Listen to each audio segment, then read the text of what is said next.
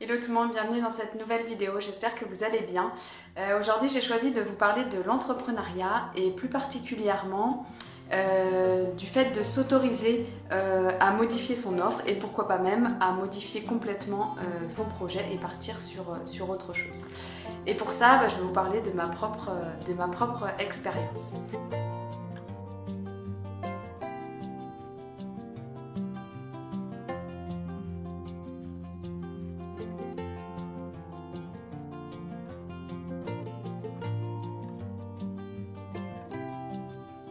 Donc pour ceux qui savent, d'autres peut-être ne savent pas, j'ai une agence événementielle qui s'appelle Évidemment Events. Et donc cette agence, je l'ai créée il y a 2 ans et au départ, c'était spécifiquement pour les particuliers. Donc pourquoi j'avais fait ça? Parce que j'adore en fait organiser moi à titre personnel des événements en famille, entre amis, etc. Et j'adore le côté émotion qu'il peut y avoir dans un événement. Donc j'étais partie du fait que pour les événements, pour les particuliers, il y avait plus d'émotions que pour les entreprises, etc. Donc je m'étais focalisée là-dessus. Et particulièrement sur tout ce qui est mariage et anniversaire. Donc j'ai commencé à organiser les premiers événements et en fait j'ai senti en moi que c'était pas tout à fait ça en fait, que ça m'animait pas profondément, que j'aimais bien mais pas trop quand même. Donc j'ai commencé à me poser pas mal de questions et en fait ce qui est difficile c'est que on a commencé avec cette idée-là, avec ce projet-là, on a commencé à construire autour de ça et en fait on se dit je peux pas m'arrêter là en fait, je suis obligée de continuer et d'aller jusqu'au bout. Et en fait ça, je me suis fait aider en fait par des coachs, hein. J'ai eu plusieurs coachs sur l'année 2020, j'en ai encore, et une de mes coachs m'a dit en fait que ça c'était très relatif à la notion de réussite en fait. Qu'est-ce que ça veut dire pour moi avoir réussi par rapport à Évidemment Events? Et donc j'ai fait un peu d'introspection et je me suis demandé effectivement ce que ça voulait dire. Et en fait, au premier abord, je me suis dit, la réussite, parce qu'on nous a conditionné comme ça, hein, c'est la réussite, c'est du coup de gagner sa vie avec cette activité-là. Et après, je me suis dit, non, en fait, ma réussite à moi, c'est pas forcément d'avoir gagné ma vie avec cette activité-là, mais c'est plutôt d'avoir réussi à avoir les premiers clients, d'avoir réussi à organiser mes premiers événements et que ça se soit bien passé et que j'ai des bons retours clients, etc. Et puis, tout simplement de m'être lancée en fait dans la démarche entrepreneuriale, puisque c'est avec Évidemment Events que je me suis lancée. Donc, en fait, finalement, c'est ça, ma réussite à moi, c'est d'être sortie à fond de ma zone de confort, d'avoir quand même vécu des choses extraordinaires, même si effectivement, au bout d'un moment, j'ai senti que c'était pas pile poil ce que je voulais faire, mais ça n'empêche que j'ai vécu plein de choses, plein de belles choses, et ça m'a aidé à grandir. Et finalement, elle est là, ma réussite, et c'est d'accepter que cette chose-là, c'est pas tout à fait fait pour moi, qu'il y a autre chose qui m'attend, et que ma réussite, c'est que ça, ce soit justement un tremplin pour m'amener à autre chose. Et du coup, ce qui m'a amené à me poser la question en fait sur les mariages, c'est que effectivement, j'adore organiser des événements, ce qui est toujours le cas. J'aime beaucoup le côté particulier parce qu'effectivement, il y a l'émotionnel qui joue beaucoup. Mais organiser des événements pour les particuliers, c'est particulier. Voilà, il faut beaucoup de patience, etc. C'est particulier. Et puis aussi, au bout d'un moment, je me suis remise en question et le mariage, c'est pas trop mon truc, quoi, en fait. Donc j'étais en train d'organiser des événements pour lesquels moi-même, à l'intérieur, je ne vibre pas, quoi. Je suis ni pour ni contre le mariage, je suis pas mariée et peut-être qu'un jour je me marierai, je n'en sais rien, mais en tout cas c'est pas quelque chose qui m'anime profondément et c'est pas quelque chose, c'est pas un objectif de vie en fait, pas du tout. Et quand je parle avec d'autres personnes, jamais, dans mes sujets de discussion, jamais je parle de mariage. Donc je pense que déjà là j'avais un problème d'alignement entre l'événement que j'étais en train d'organiser et ce que je pense profondément de la chose. Et je suis pas du tout attirée par ça. Et puis aussi, je suis à fond sur la démarche éco-responsable et plutôt quelque chose d'assez minimaliste, slow, etc. Et pareil, j'ai fait un conflit interne entre j'essaie que ce soit minimaliste et en même temps je suis en train d'organiser des journées à des milliers d'euros.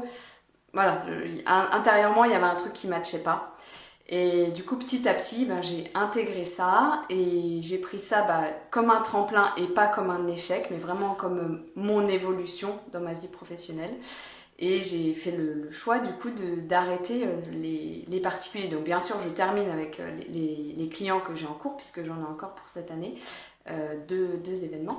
Mais après, en tout cas, je ne cherche pas à en avoir de nouveaux et je me focalise uniquement sur les entreprises. Donc évidemment, Events, bien sûr, ne disparaît pas, hein, existe toujours, mais seulement pour le côté entreprise. Malheureusement, en ce moment, on ne peut pas faire de séminaire, mais bon, j'espère bien que ça va reprendre à un moment donné et c'est vraiment ça que j'ai envie de faire. Et pour le coup, ça me fait vraiment vibrer parce que j'ai envie de m'engager, comme vous savez, dans tout ce qui changer le monde et justement incarner le changement. Et en fait, via les entreprises, on peut faire plein de belles choses et on touche un nombre de personnes énorme en un seul événement. Donc ça, c'est vraiment quelque chose que j'ai envie de faire. Si vous voulez découvrir un petit peu le type de séminaire que j'organise, vous pouvez aller sur ma page Instagram ou page Facebook, évidemment.events pour découvrir un petit peu plus. Voilà, donc ça, c'était vraiment pour vous parler de ça. Et c'est aussi... en fait, je l'ai incarné dans ma tête, mais du coup, c'était que pour moi.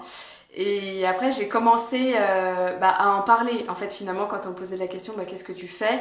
Et ben, j'ai arrêté de parler de ces particuliers, ou en tout cas, j'ai dit, j'ai commencé par ça, mais maintenant, j'arrête et je me focalise sur les entreprises pour vraiment le faire descendre en moi et que ce soit vraiment intégré. Et aussi ce que j'ai fait et qui m'a fait beaucoup de bien, c'est que là dans les cases là, que j'ai derrière moi, etc. Je garde des carnets, j'avais aussi plein de cartes de visite, plein de choses, plein de prospectus, enfin tout un tas de trucs qui tournaient autour du mariage. Et en fait je m'en suis débarrassée vraiment pour passer à autre chose en fait, parce que je me suis dit je l'incarne dans ma tête, après je le fais descendre, mais en fait matériellement parlant j'ai encore des choses qui sont en lien et du coup c'est encore là, donc ça m'a fait du bien de me débarrasser de ça avec toute la bienveillance, etc. hein, et la gratitude pour ça. Mais voilà, en tout cas, c'est plus là et on passe à une autre étape. Et ça, c'est super chouette. Et ça me fait aussi vachement de bien, justement, là, en ce moment, de le verbaliser en vidéo et de savoir que je vais la publier et que du coup, je donne l'information aussi plutôt en masse. Voilà. Donc je me focalise sur évidemment Events, les entreprises, et puis bien sûr Graines étincelantes que vous connaissez. Et aussi par rapport à mon cheminement pour l'entrepreneuriat, j'aimerais partager un retour d'expérience. Au tout départ, quand j'ai commencé, je voulais pas forcément tout de suite faire un site internet. Parce que je trouvais que ça n'avait pas forcément d'intérêt tout de suite. Bon, voilà, j'étais pas chaude pour le faire. Pour autant, tout le monde m'a dit mais si, il faut un site internet, il faut une vitrine, etc. C'est super important, blablabla. Ok, très bien. Donc de fil en aiguille, je me décide à faire un site internet. J'ai payé une agence de com pour faire ça.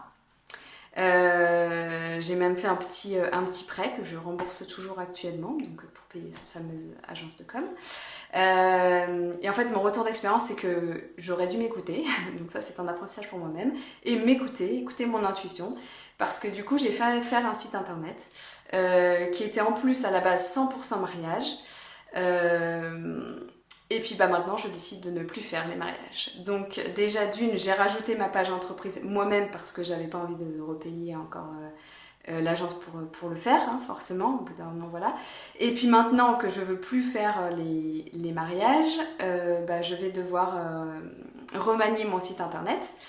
Mais toute seule, c'est Bibi qui va le faire puisque forcément je vais pas remettre un petit billet, en tout cas pas pour l'instant, pour le faire par quelqu'un. Donc ça c'est un apprentissage, c'est en fait tant qu'on n'est pas sûr vraiment de ce qu'on veut faire à 100% sur son offre, et autant faire un petit site internet qu'on peut faire gratuitement. C'est sûr que c'est pas la même qualité qu'avec un professionnel, mais pour démarrer c'est amplement suffisant. Et du coup moi si c'était à refaire, c'est ce que je ferais. Je ne paierais pas une agence tout de suite, je me débrouillerais par moi-même au départ pour faire un petit site internet. Et puis même avec Facebook et Instagram, etc., on peut déjà communiquer sur plein de choses. Et par la suite, quand je suis vraiment sûre de moi et de mon offre, là, j'engagerai quelqu'un pour le faire. Et du coup, c'est ce que j'ai décidé de faire par rapport à Graines Étincelantes. J'ai Facebook, j'ai Instagram. Là, je suis en train de faire d'autres petites choses pour un mini site internet, justement, mais quelque chose de complètement gratuit. Et quand vraiment je serai sûre de mon offre, etc., parce que là, je suis encore en train de développer certaines choses, dans ces cas-là, potentiellement, je paierai quelqu'un pour le faire. Mais en tout cas, pas tout de suite. Voilà, donc ça, c'était un petit partage et un retour d'expérience par rapport à ça. Et puis, de toute façon, on apprend toujours, donc c'est complètement OK. Et j'ai un de mes coachs qui m'a dit que l'apprentissage était à la hauteur de la perte financière. Donc là, c'est bon, j'ai bien appris. Hein. Voilà, j'ai fait un prêt, je le paye encore, etc. Donc je pense que l'apprentissage, il est bien complet, donc c'est bon. Voilà, donc c'était ce que je voulais vous faire passer dans la vidéo. C'est vraiment quand on se lance dans cette aventure, effectivement, on a des idées, des premières idées, et puis finalement se laisser la possibilité de cheminer et accepter qu'au fil du temps ça change et que finalement peut-être ce pourquoi on avait commencé, on l'abandonne, c'était un tremplin et on se met à faire autre chose, et c'est pas pour autant qu'on a échoué. Au contraire, c'est une très belle réussite de s'être lancé dans quelque chose, d'avoir appris plein de choses qui nous servent justement pour construire quelque chose qui est encore plus aligné avec nous et qui nous ressemble. Voilà. Si tu as des questions, n'hésite pas à me contacter en message privé. Et puis, je vous fais des bisous et je vous dis à bientôt.